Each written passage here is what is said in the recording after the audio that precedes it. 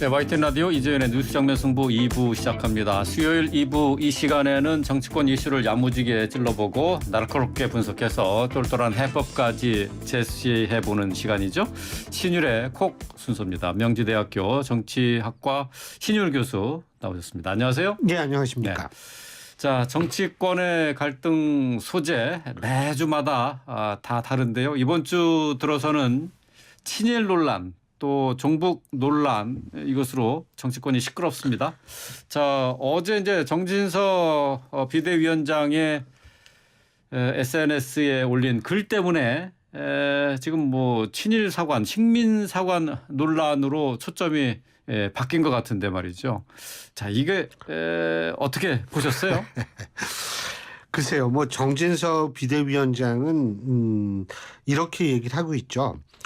이 전쟁 한번 못하고 힘도 못 써보고 나라를 빼앗겼다는 얘기다라고 지금 얘기를 네. 하고 있거든요. 예. 그리고 뭐 이 조선이라는 국가 공동체가 중병에 들었고 힘이 없어 만국의 사람을 맛본 것이다. 이런 얘기를 했다. 이건 이 얘기입니다. 지금 예. 정진석 위원장은. 예. 근데 이제 저는 개인적으로 뭐냐면 사실 이 얘기가 또 부각이 되고 이게 뭐의 연장선상이냐면 이재명 대표, 더불어민주당 이재명 대표가 그 한미일 군사 합동 훈련 이것을 두고서 이제 친일 국방이다 뭐 이런 식으로 이제 이 공격을 하는 연장선상에서 이걸 좀 바라봐야 되지 않나 이런 생각이 들고요. 그런 차원에서 본다면 뭐 이것도 일종의 프레임 걸기다라고 볼 수 있는 측면은 전 분명히 있다고 생각합니다. 단 제가 말씀드리고 싶은 점은 이것은 본인의 의도가 저는 당연히 정진석 비대위원장이 본인의 의도는 제가 앞서 말씀드린 그런 의도였다 하더라도 이 프레임에 걸리게끔 될 수 있는 발언은 사실 그러니까 그 좀 명쾌하고 명확한 발언만 해야지 이게 조금 이제 본인의 얘기를 은유적으로 표현한다는 이렇게 됐다간 프레임이 걸릴 수가 있거든요. 사실은 그런 측면에서는 조금 더 앞으로 조심을 해야 되는 거 아닌가. 프레임에 공격에 빌미를 주지 않는 것이 최선이라는 차원에서 저는 이제 그렇게 생각을 하고요. 뭐 하여간 일단은 이재명 지금 이 프레임 대결은 이재명 대표의 친일 프레임과 그리고 국민의힘의 이른바 친북 프레임 이 두 개가 이제 맞부딪히고 있는 형국이다 이렇게 볼 수 있겠죠. 정진석 비대위원장이 조선이 스스로 무너져서 망했다 이렇게 얘기를 하고 조선 스스로 자신을 지킬 힘이 없었다라고 지적을 했는데 이게 식민사관하고 그 바로 연결되는 그런 부분입니까? 저는 역사학자가 아니라서요.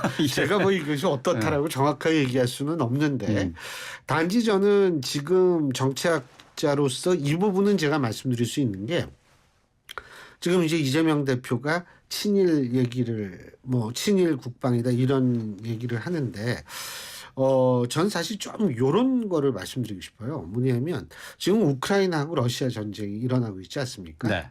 근데 왜 우크라이나 얘기를 하지? 우크라이나 전쟁이 우리한테 영향을 줄 가능성이 있기 때문에 말씀을 드리는 건데 이 우크라이나 전쟁을 제가 놓고 봤을 때요. 러시아가 지금 전술핵 무기를 쓸 가능성이 있다. 이런 얘기를 하죠. 근데 전술핵 무기라는 게 일반적으로 우리가 정리할 때는 폭발력이 100킬로톤 밑에 있는 거를 얘기를 하거든요. 그럼 그게 어느 정도가 실감이 안 나실 텐데 2차 대전 때 나가사키 히로시마에 떨어졌던 그 핵폭탄의 위력이 15킬로톤이었어요.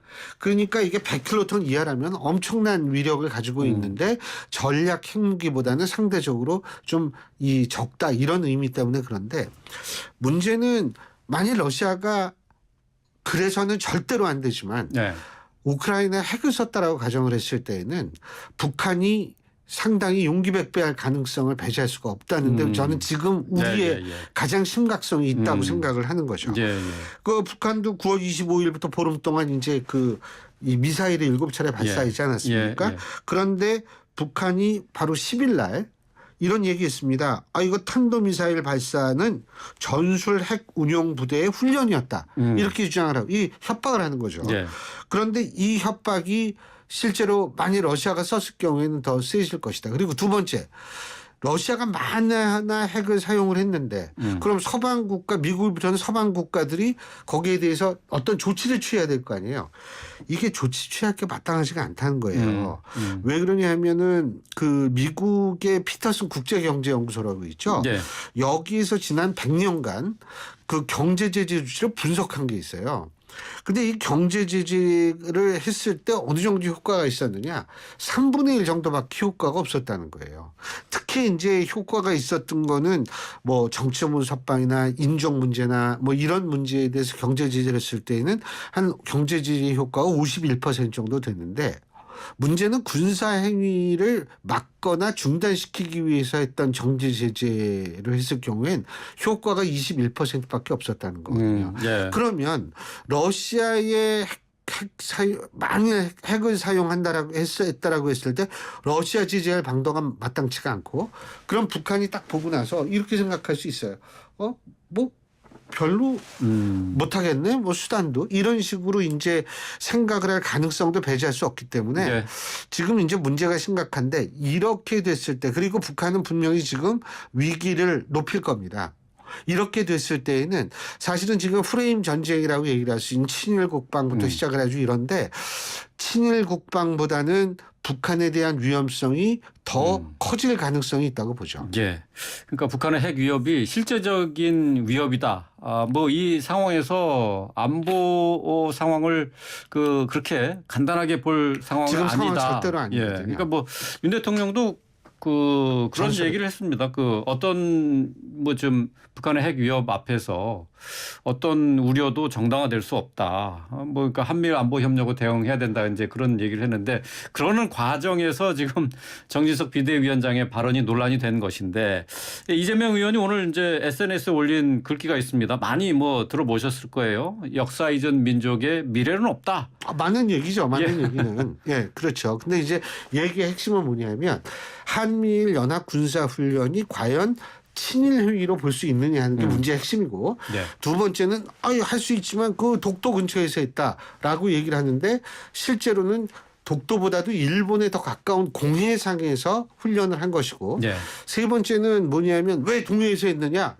그거는 사실 북한 잠수함을 대상으로 한 훈련인데 실제로 북한의 잠수함 루트가 이 동해 쪽이 더 많다는 네. 그런 이유도 있을 수 있거든요.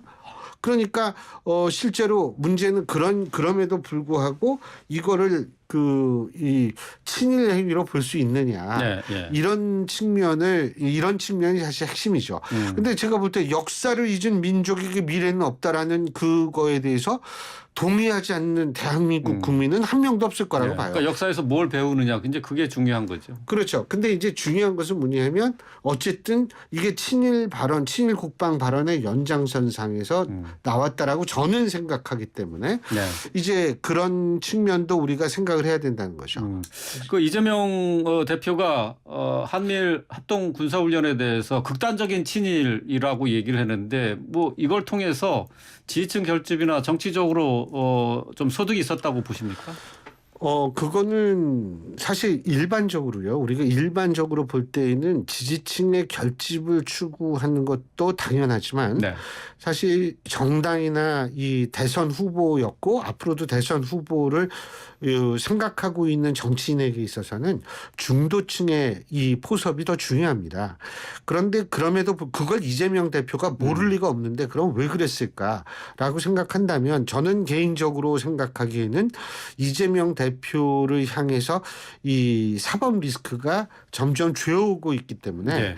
그런 상황에서는 발언을 굉장히 강도 있게 함으로써 이 본인이 이것이 정치적 희생양이다라는 이미지를 더 강화시킬 수가 있다라고 아마 본인은 생각했기 때문에 발언의 강도가 커질 거라고 생각을 하는데 커진 거라고 생각을 예. 하는데 문제는 주위에 있어서의 환경 다시 말해서 이 아까 말씀드렸던 북한의 위기의 강도라든지 위기의 심화 정도가 사실은 지금 이재명 대표의 그런 발언에 또 영향을 미칠 수가 있거든요.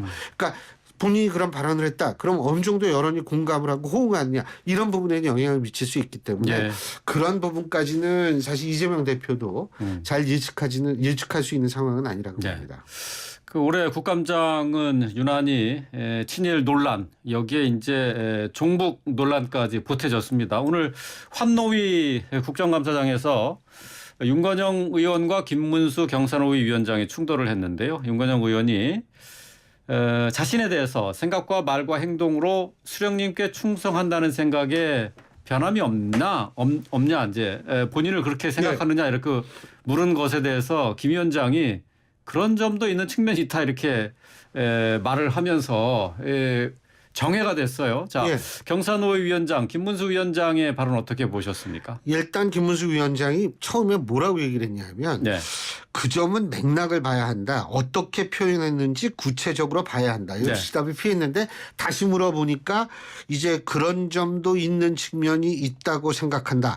딱 잘라서 말하기보다는 문제가 있는 점이 많이 있다. 이렇게 답을 한 건데 이게 이제 정확한 김문수 위원장의 워딩인데 저 개인적으로 판단할 때에는 윤건영 의원의 입장에서 볼 때에는 상당히 모욕적이고 자신의 명예가 훼손됐다라고 생각할 가능성이 높다. 저는 일단 이런 생각이 들고요. 그렇죠. 뭐 질문 자체가 예. 뭐 윤건영 의원이 본인이 수령님께 충성하냐 이제 이런 것에 대한 질문이었잖아요. 그렇죠.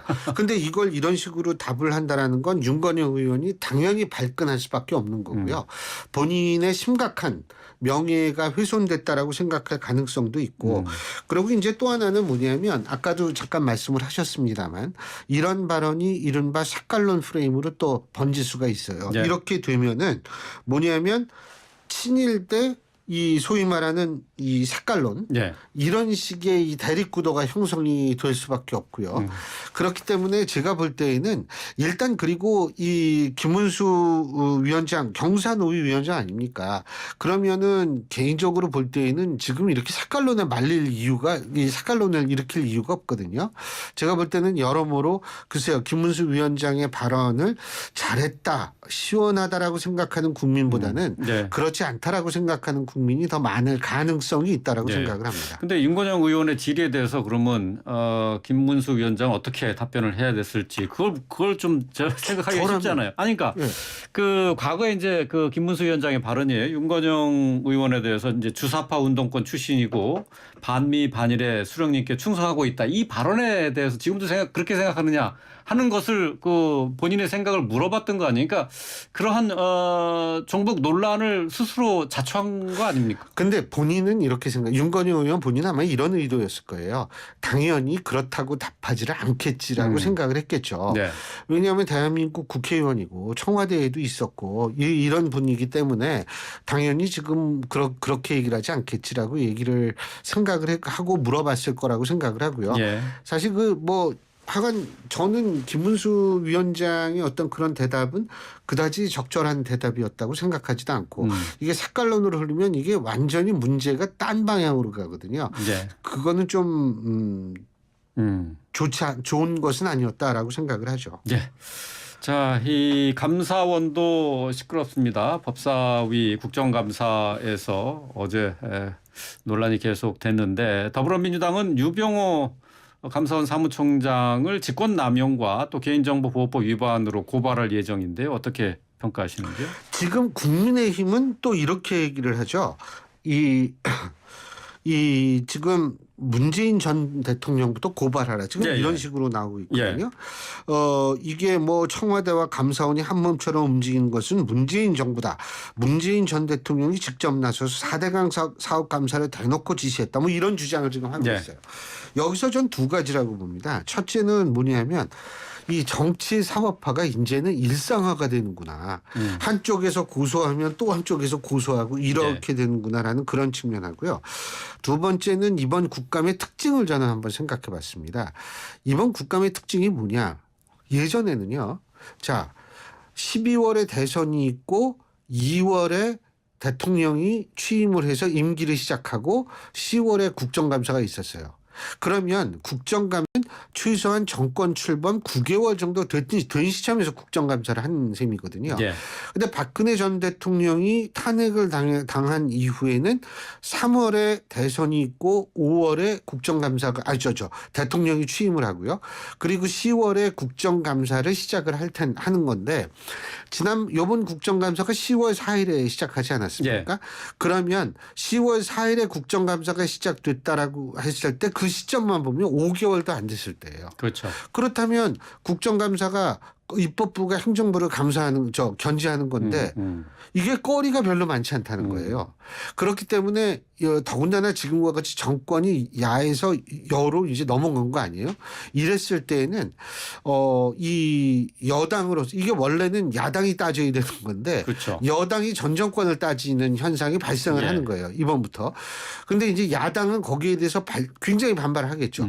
지난번에도 문재인 정권 때도 똑같지 않냐? 똑같기는 했죠. 근데 그때는 탄핵 그 영향이 굉장히 많이 남아서 예.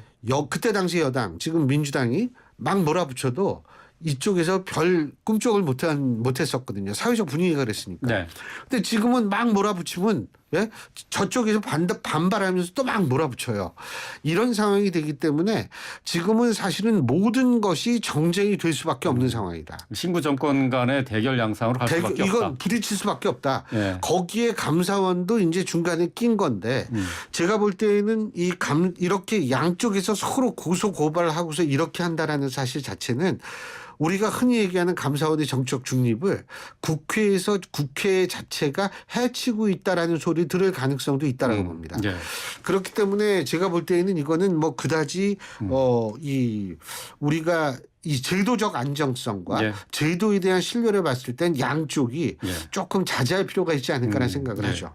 감사원에 대한 국정감사에서 이제 가장 크게 논란이 되는 부분이 문 전 대통령에 대한 감사원의 서해 공무원 피격 사망 사건과 관련한 감사원 요청 이것 자체가 이게 감사위원회의 적절한 논의를 거쳐서 시작한 감사냐 여기서부터 시작한 거 아니겠습니까? 결국 감사원의 독립성이 지금 존중되고 있느냐 하는 부분인데 여기에 대해서는 어떻게 생각하세요? 글쎄요. 그거는 감사원 측의 얘기는 뭐냐면 우리는 정치적 중립을 충분히 확보한 상태에서 정치적 이유는 없다라는 입장을 견지하고 있는 것으로 그렇죠. 저는 알고 있는데 일단은 저는 사실은 뭐냐면 뭐 감사원이 그렇다고 얘기했을 땐 감사원의 얘기를 일단은 믿을 수밖에 없지 않을까라는 생각을 해요. 그리고 당연히 제가 이게 항상 얘기하는 게 뭐냐면 뭐 여러 가지 의혹이나 이런 거를 가질 수는 있겠죠. 그건 개인의 자유예요. 예. 그 자유까지 뭐라고 얘기하는 건 아니지만 우리가 국가라는 이 하나의 커다란 틀을 놓고 생각할 때는요.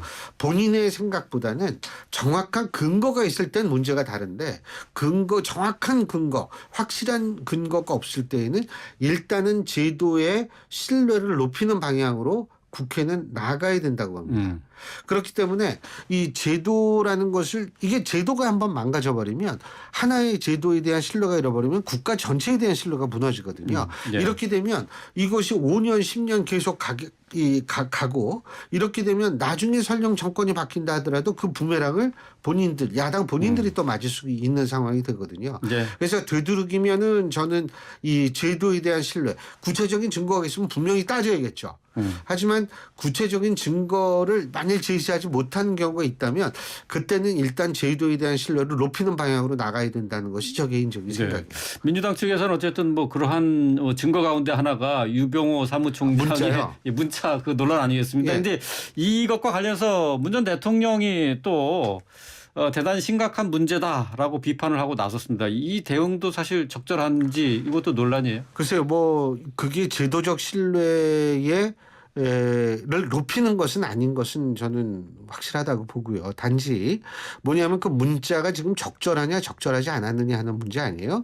그런데 이제 청와대 같은 경우는 청와대가 아니라 대통령실 같은 경우는 이게 국정기획수석한테만 보낸 문제일 거예요. 그러니까 국정기획수석은 여러 가지 문제가 있을 때 그것을 알아보는 것은 당연히 본인의 임무다. 지금 이런 입장을 가진 것 아니겠어요? 그렇다면 제가 만일 민주당이라면 일단 이거부터 따졌으면 좋겠어요. 그게 진짜 임무인지 아닌지. 임무라면 사실은 그렇게 그걸 따질 일은 아니거든요. 그러니까 이게 왜 문자가 왔다 갔다 했는지를 얘기부터 해야 되고 네. 거기에서 무식하다는 단어가 등장할 겁니다. 네. 그 무식하다는 단어는 이미 사무총장 성함을 제가 유병호 사무총장인가요? 그분이 이미 국회에서 부적절한 표현이 있었던 것에 대해선 일종의 사과 표현을 했거든요. 사과했죠. 예. 그런데 문제는 문자 왔다 갔다 하는 거는 잘못이 없다라는 입장이니까 소통에 문제가 없는 거다. 소통에 문제가 없는 거다 얘기한 거니까 이게 우리가 루틴한 어떤 그 대통령실의 일의 일부인지는 아마 민주당 측이 더 잘할 거라고 봅니다. 집권을 했었기 때문에 그 부분에 대해서 이것이 무엇이 문제인지부터 전 정확히 좀 지적하고 나오는 것이 좀 그 일의 순서가 아닐까라는 생각을 하죠. 이제 감사원의 감사에 대해서 여야가 어제 또 서로 다른 요구를 했어요. 그 김정숙 여사에 대한 인도 방문에 대해서 감사원이 감사할 것이냐라고 물어봤고 또 민주당 측에서는 박주민 의원이 대통령실의 이전과 또 관저 리모델링 의혹 등에 대해서 감사해야 되는 것 아니냐 이렇게 얘기를 했는데 결국 감사원을 두고 서로 다른 그 감사 요청을 하고 있습니다. 제가 감사원장 그러니까 제가 감사원장이 아닌지 모르겠지만 양쪽에서 요구를 해서 문제가 있다고 했을 땐 많이 그 양쪽 다 저는 감사할 필요는 있다고 봅니다. 둘 다 감사할 필요성이 있다. 예. 뭐 어제 최재 감사원장도 그런 식의 얘기를 했습니다. 들여다보고 있어서 이게 필요하면은 그렇죠. 감사하겠다. 그렇게 얘기를 했는데요. 자, 앞으로 또 이게 또 어떤 정쟁거리가 될지 좀 지켜봐야 될 것 같습니다. 새로운 뉴스 또 하나 더 있는데요. 더불어민주당의 이재명 대표가 지난 3월 대선 이후에 국내 주식 2억 원가량을 새로 매입한 것으로 파악이 됐는데 이 주식이 방위 산업체로 분류되는 회사의 것이다. 이게 문제가 되고 있어요. 지금 국방위 소속이니까 이게 직무와 관련성이 있는 게 아니냐 하는 지적입니다. 직무에 구체적으로 관련이 어느 정도 돼 있는지는 이제 심사를 본인이 의뢰했다고 하니까 심사 결과가 나오면 알 수 있을 텐데요. 그리고 또 한 가지는 이재명 대표 같은 경우에 원래 주식이 굉장히 일가견이 많은 걸로 저는 알고 그러게요. 있습니다. 어떻게 유튜브에서도 이전부터 이 주식 같은 거에 대해서 관심은 좀 많았던 것 같아요. 근데 또 많이 올랐어요. 예, 많이 올랐더라고요. 예. 저도 저는 이런 주식을 가져본 적이 한 번도 없어가지고. 근데 어쨌든 제가 볼 때에는 이재명 대표가 원래 주식에도 일가견이 있고 이런 건 제가 다 이해를 하겠는데 아쉬운 점이 하나 있어요. 뭐냐면 이재명 대표는 이거 보궐선거 훨씬 이전에 산 거다 이런 입장이거든요. 전 그것도 분명한 사실이고 그건 당연히 우리가 믿어야 된다라고 보지만 문제는 이제 이전에 샀다 하더라도 그래가지고 이제 국회의원이 되지 않았습니까? 그래서 국방위에 배정이 됐든 어떻게 됐든 간에 배정이 됐다라고 했을 때에는 그럼 본인이 국방위 말고 다른 데를 사실 가려고 했었다면 이것이 문제가 안 됐겠죠. 근데 이게 국방위에 갔기 때문에 지금 이것이 이제 언론에 보도가 되고 이런 상황이 된 거 아니겠습니까? 그래서 저는 좀 아쉬운 점이 본인이 다른 상임위를 요구했었으면 참 좋았을 뻔했다라는 아쉬움이 남죠. 네, 알겠습니다. 자, 오늘 신유 교수님 모셨는데 저희가 오늘부터 이제 라디오 청취율 조사 기간이에요. 그렇군요. 신 교수님께서 그 YTN에서 라디오 진행을 꽤 오래 하셨으니까 아마 청취율 높이는 그 비법이 있지 않을까 싶은데. 비법이요? 아이고, 제가 비법이 뭐가 있겠어요. 근데 저는 알려주고 가세요. 저는 그냥 하는 대로 하는 건데 근데 저는 사실 뭐라고 생각하냐면요. 저는 어려운 말은 안 쓰려고 했어요. 어려운 말 쉬운 말로 한다. 되도록이면은 쉬운 말로 하고 그리고 좀 딱딱하지 않은 거를 그런 쪽으로 전 가려고 했는데 가장 중요한 거는 공감인 것 같아요. 공감. 그리고 이거 우리 YTN 라디오를 듣는 청취자 여러분들과 공감을 할 수 있는 게 이게 전파도 공감이 되거든요. 그러니까 저는 지금 당장 이렇게 쓸 수 있는 비법은 없어요. 당장 쓸 수 있는 거는 농담을 많이 하시죠. 근데요. 제가 볼 때 이거 잘 나옵니다. 저도 방송 한 20년 해가지고 대충 이거 잘 나옵니다. 걱정하지 마세요. 그래요. 고맙습니다. 그리고 이 말씀 드려야죠. 혹시 우리 청취자 여러분들께서 전화 받으실 때 끊지 마시고 꼭 5시부터는 뭘 듣느냐. 이재훈의 뉴스 정면승부 듣는데 이 말씀을 꼭 해주시는 게 도움이 되죠. 그렇죠. 알겠습니다. 청취자 여러분 잘 들으셨죠? 자, 오늘 신율의 콕 여기서 마치겠습니다. 고맙습니다. 고맙습니다.